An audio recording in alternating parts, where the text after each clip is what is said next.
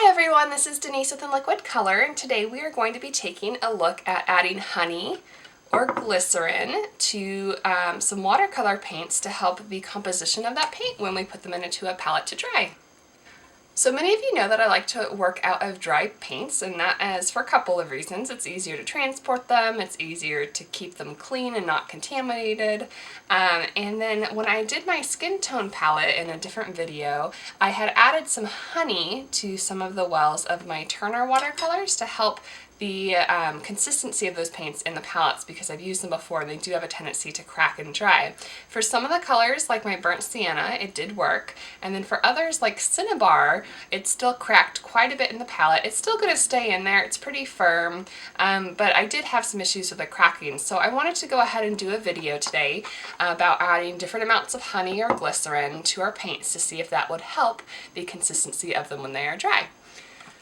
So today we're going to go ahead and use our cinnabar from Turner, which is the one that I had the most trouble with cracking in the palette, and we're going to use 2 different concentrations of honey and 2 different concentrations of glycerin to see if we can get a version of this paint that can stay in our palette without cracking, and then also see what they look like when I swatch them out. Now it's going to take me a couple days to record the footage of this, because after I mix up these quantities I'm going to want to let them dry, and then I'll come back to them and finish the rest of the filming. So we're going to start off, we're going to try and get equal amounts of paint here, and I'm going to do my best to eyeball them. So I'm going to do a little amount there. And I'm not going to do as much as I would put in a palette because I don't want to waste a bunch of paint, but I do want to get enough, maybe a little bit more, that we have a good sample size to work from. My first one that I'm going to use is this honey. And I'm going to go ahead and just put in a small amount. This is what I did in the palette, and we already know that it didn't work super well, but I did want to go ahead and get our kind of baseline. So there's just a teeny tiny bit of honey on this stick, and I'm going to go ahead and mix it in a bit. Put this right over here. And I want to thoroughly mix that honey in so that I can make sure that it's distributed equally throughout the paint. And I'm using a plastic palette knife. And once I have that all mixed up, I'm going to go ahead and just put my little pile over here.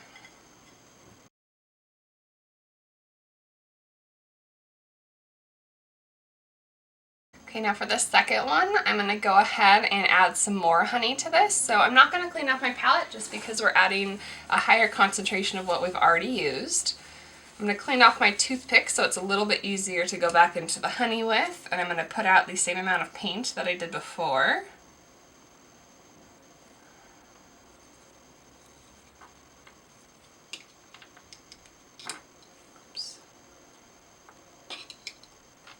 And I'm going to go in with the opposite end of my toothpick, and I'm going to get quite a bit more honey. Let's see if this helps. This is probably 3 times the amount of honey that I had the first time.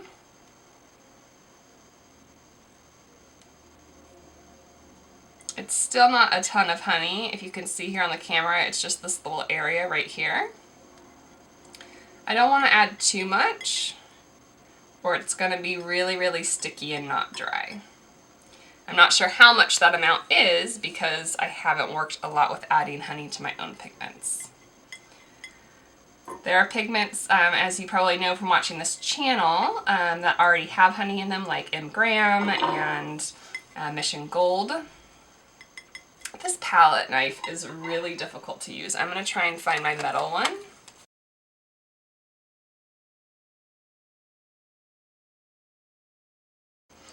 Okay, now I'm going to go ahead and clean off my palette so that we can work with the glycerin.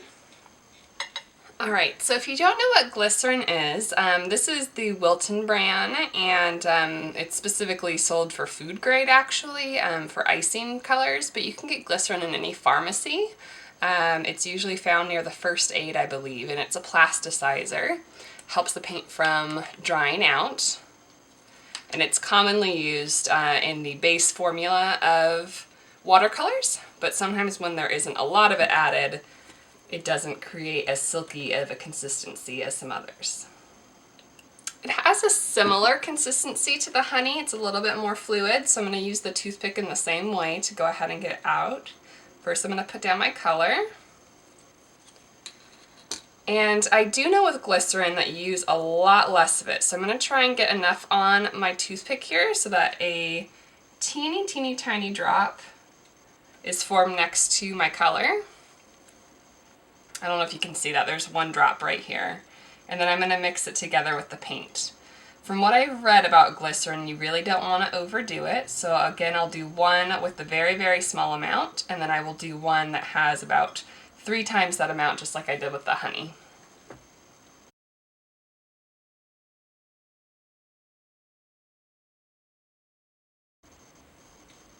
Okay, and now again, same medium, so I'm not going to clean off my tools, but I will put out a bit more paint.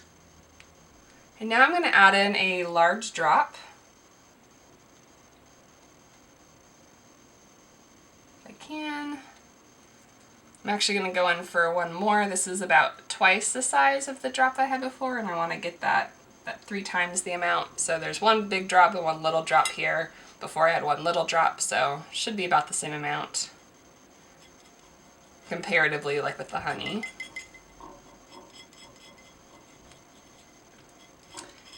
And I don't know if you can see this. This is much more glossy than the other sets of paint here.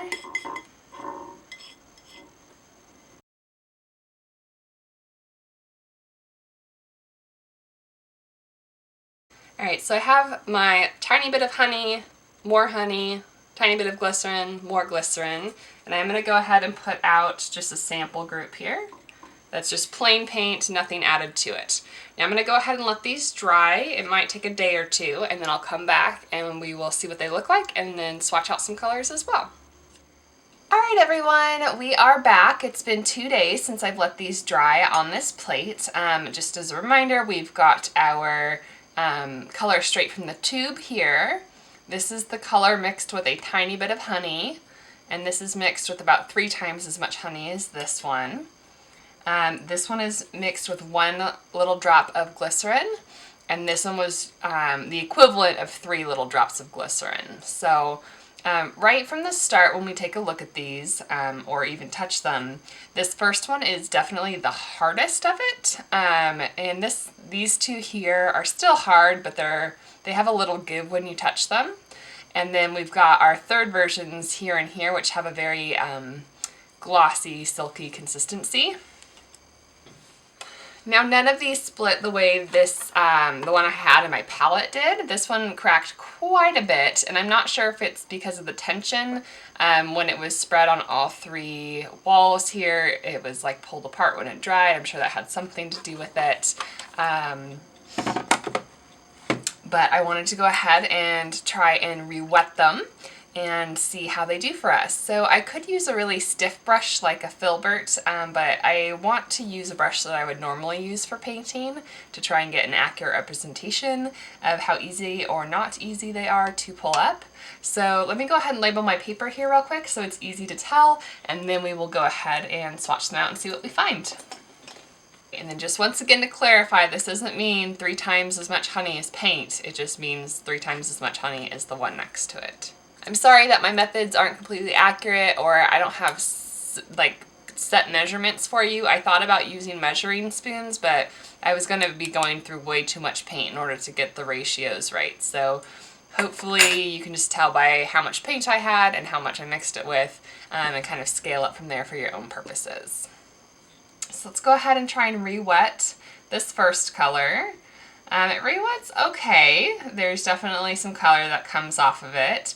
This is a synthetic Kolinsky brush, so it's not real fur, but it's made to look like real fur, or work like real fur. And it's a bit on the stiff side. It's not a soft brush, but it's not super firm either.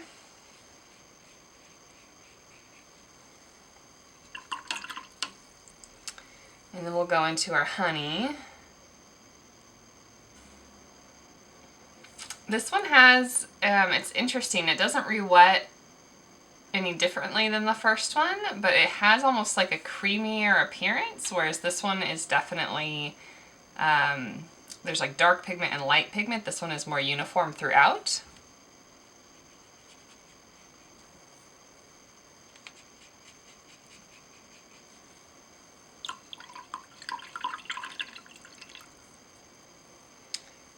This is the one with all the extra honey, and this one re-wets beautifully. It has a very creamy texture to it.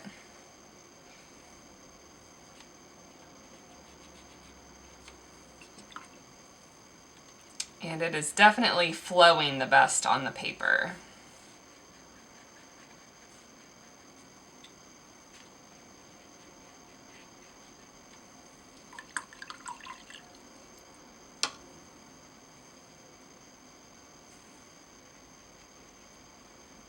Trying to make these all about the same amount of pigmentation. And then we're going to take a look at the glycerin. That re-wet really nicely. I like that, I think, more than the honey.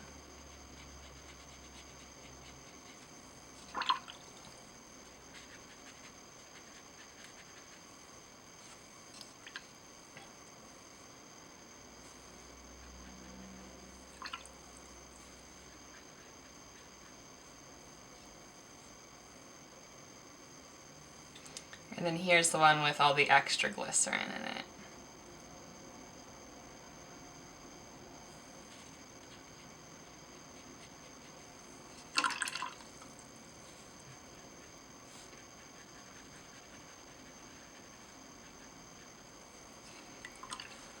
All right, just from these initial tests here that we've done in terms of lifting, this one re-wets the easiest and has a really nice thick mass tone and then fades out quite nicely, but I'd like to see what these look like when they dry. I've heard that if you add too much glycerin to watercolors that it can have a really shiny appearance, so let's go ahead and wait and we'll check that out. You don't seem to notice anything shinier with this one than the others, and I would definitely say that that is a win. So again, you don't want to add too much glycerin to your paints, but it looks like adding a little bit.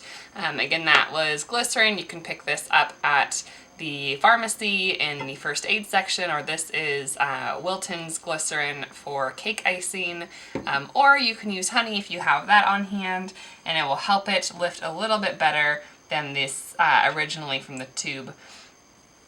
This one still lifts up fine, but I feel like it's a much more watery consistency versus if I go ahead and show you this one over here.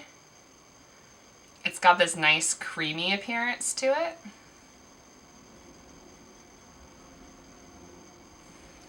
And there's just more mass to that paint.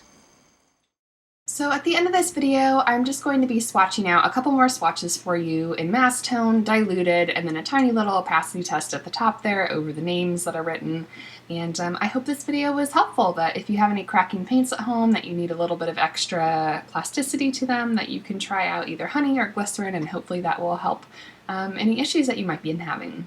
Before I say goodbye for the day, I wanted to address the fact that this video is being uploaded on a Monday, which is not typically a day that I upload tutorials. This, again, just like my last week's video that was uploaded on Wednesday, was supposed to be a mini tip, but it went too long, so it turned into a full tutorial. Now, I don't want to burn myself out too quickly, but I have so many things that I want to share with you. My list is so long, and if I switch off on Watercolor Wednesdays between tutorials and reviews, it's going to take me so long to get to a lot of things that I really, really want to address sooner rather than later. For instance, I have not been able to do my favorite Daniel Smith paints yet in a review. I also have the Turners that I've been promising forever. I have some Kuritakis that I got for Christmas that I haven't even been able to play with.